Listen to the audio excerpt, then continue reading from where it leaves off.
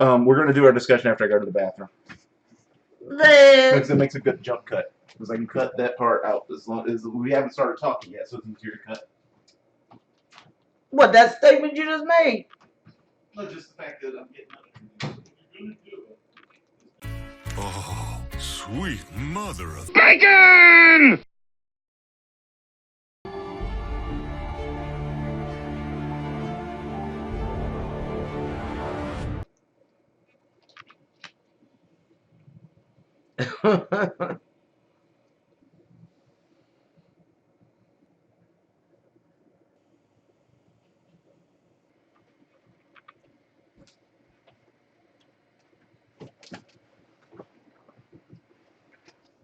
So, what'd you think?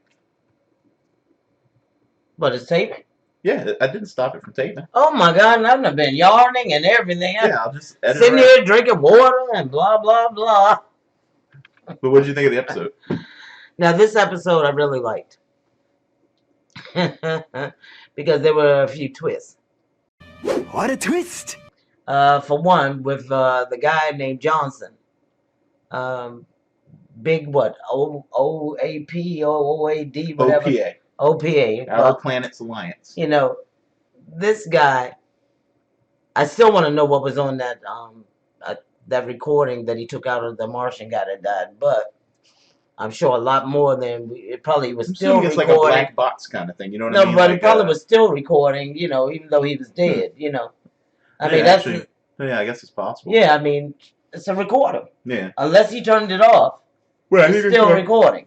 So, well, I would think that it would turn itself off once it realized that his bodily functions had ceased. If that's what it ran by, we don't know what it ran by.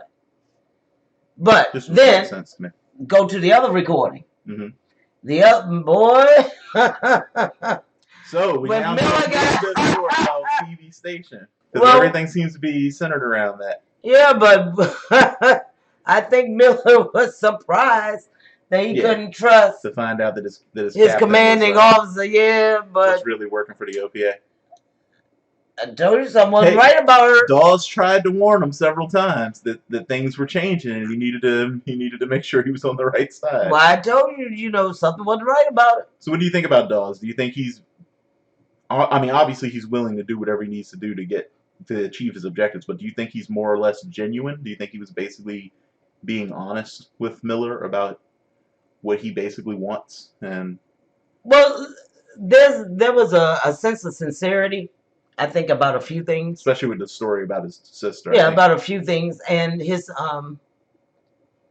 I guess his goal. Well, the reason behind his goal is good enough. A good enough reason. The whole free and independent belt. You know, because he's seen a lot of people die, and he's going to see a lot of other people die. Because possibly will cause a lot of other people to die. More than likely. Well, he didn't have a problem with, you know, beating Miller up or having him thrown in an airlock. It was pretty obvious it wasn't his first time. Exactly. So questioning someone intensely. But I think when he said that he could let his sister die, that right there showed me what type of man he was. So even if it was for a justified reason, which I understand, the fact that he could do it, and this is somebody that's been raised with him, close to him, but then he said he justified it by saying he's got a million other people that's dying the same way. Yeah, he said that going through that made him realize that he had a huge family. That everyone in the belt was part of his family. Right, and he even considered Miller his family. If he's truly being genuine. Yeah, he even considered Miller his family. But there's a sense of sincerity with him, but you saw the wheels moving. Yeah, I mean, always calculating, always plotting. Like I said, he didn't have a problem with throwing Miller in the airlock. No. So I did think he was going to get that little chip, though. But in a way, I think it would have probably been better for him if he had him taking the chip. You know. Well, they ended up basically getting it anyway because Shadi took it. So exactly. So I mean, she works for him. So it's just the craziest twists and stuff. But Holden, you have not redeemed yourself with me yet. But I did like the way that scene played out, where all of a sudden they have their own ship. They did not fall under Johnson. I don't know how they did that. Well, they made an alternate arrangement. Because I would think that he had the upper hand. And that's what I thought when it all started. He had the upper hand. I think it went like this. They basically went to him and said, "Look, what you mainly need is our witness testimony to show that Mars wasn't behind this and blah, blah, But why blah." would he care? Because if he can go to both sides as a representative of the belt and help them both get to the bottom of it and avoid a war, it raises the stature of the belt. Because he's just proven that the belt is a power that can be, Reckoned with? well, a Or power that should be Equal? treated, seated at the table, so to speak. He brings something of value that forces them to acknowledge the belt with as a worthy thing instead of just a bunch of ragtag. No, Holden said he wanted a seat at the table. Yeah, exactly. That's what he wanted. That's what he wants. So And how much are these people willing to do to meet their own personal need? I'm well, not that's exactly what sure. politics is. I'm not exactly sure whether or not they really have the people's best interests at heart. It seems like a personal journey. That yes, if it's I'll use the people when it's convenient. Mm. To show them as caring and to show them that they're almost like an ambassador, I guess, with all of these people. Where they're trying to do, something good for everyone. But in reality, just doing something for themselves. It might help a few people. It may do that. Well, I would look at it like this. Fred's position as it is right now is about as good as it gets. I mean, granted, he's not amongst the super, super rich, but he's in a position where he can basically coast along as he is right now and have all of his needs met for the rest of his life. So yeah, I'm but not what about sure the people? Personal gain is really the issue here. But what about the people? Their whole thing was they wanted clean water, they wanted air, and things like that. Things that are causing people to have some serious health issues. And so far, even with everything they've done so far, those things aren't being dealt with. They're not being met. So even if you have a lot of money, even if that these people have, what are they changing? That's the problem I'm having with this. What are they changing? It's all about resources. Because, like, for instance, so Fred controls Tycho, right? Everyone, is what Amos was saying. You can tell a lot by how people treat their people. Exactly. The people on Tycho are very well taken care of. That is a belt-controlled station. The people who work on there they're mostly belters. They're like 90% belters. But Tycho is affluent. Tycho, makes a lot of money because it builds things and it spins up asteroids. But what about the people? All that kind of stuff. Right. The regular people. The people on Tycho. Right. The regular people on Tycho are doing quite well. But not the ones on Tycho. They're just a little small. Let's look at Ceres, for instance, right? So that's the biggest, one of the biggest, Belger colonies. Right.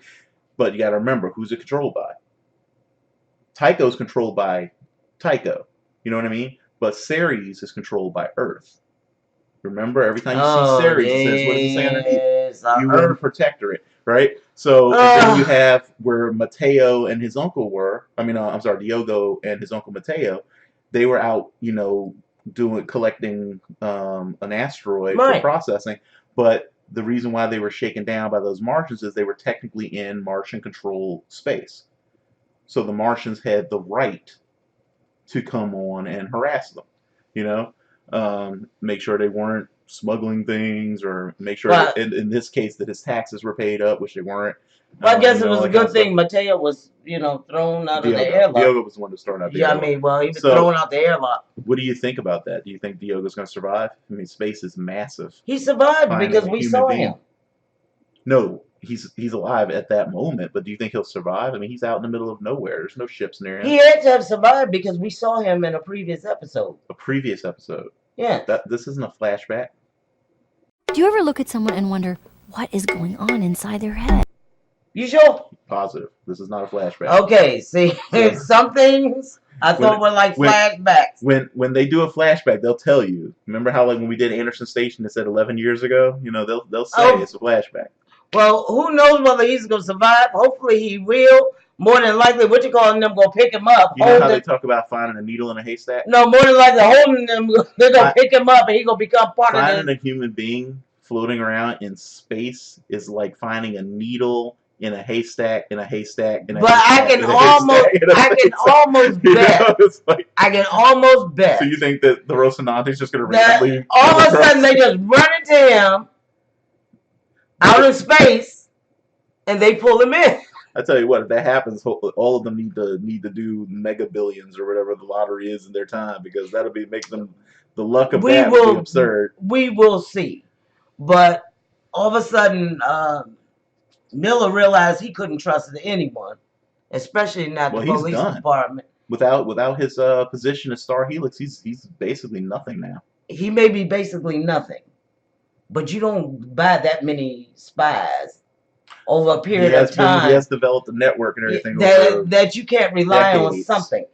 I believe he's going to find the young lady, whether she's alive or not, I don't know. I believe she is. Oh, my sweet summer child. But we'll see. But all of a sudden, even Holden, I almost like him. But we'll see. So what do you think? I know Amos got something planned for him. What do you think about this mission that Fred Johnson has sent them on? To recover their operative. Well, you see how it's all tying together, though. Right? Everything is not always as it seems, and we have seen that in all the other episodes. So only time will tell. That his operative was on that ship, the Scopuli.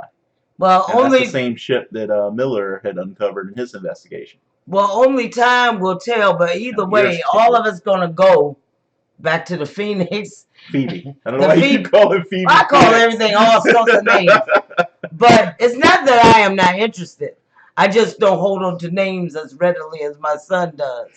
But I am following the story, and hopefully you guys are too. This should help. But Phoebe is a name, and Phoenix is a bird, a mythological bird. It's not a name. Remember Scarlett Johansson and she was the Phoenix. Jane. Scarlett Johansson has never played Jean Grey. No, wait a minute. Jean Grey. Which one was that? There's a couple people who played Jean Grey. But she was called the Phoenix, and it was even though it was a bird, it was a name. No, that's okay. But getting back to the enhanced. The Expanse. Oh yeah, okay. You actually did it. There we go.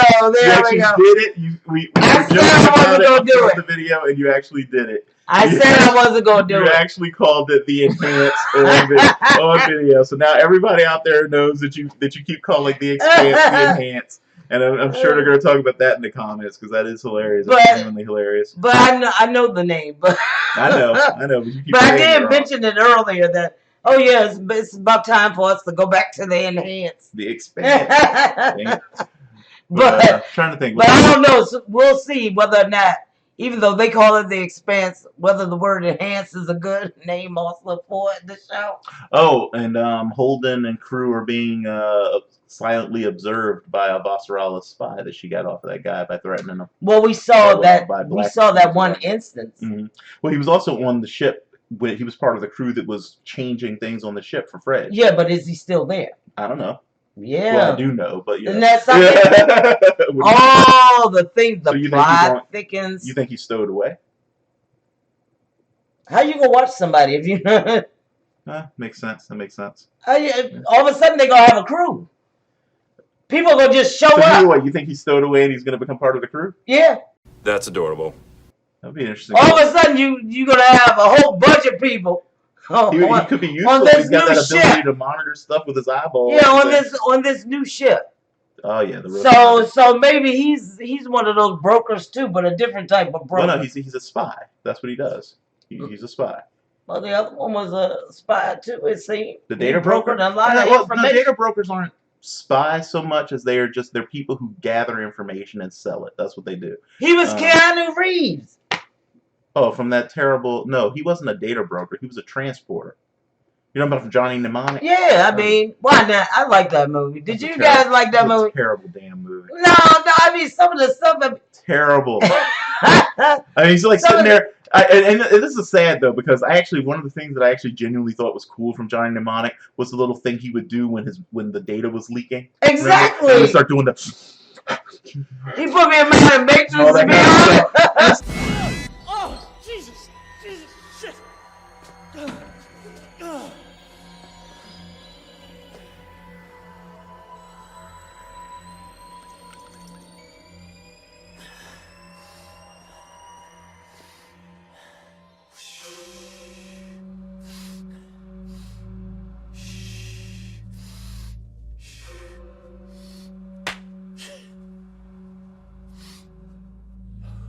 Like, and you think about it seems cool at the time, but then you think about it later, and it's like that wouldn't even fucking work. That's bullshit.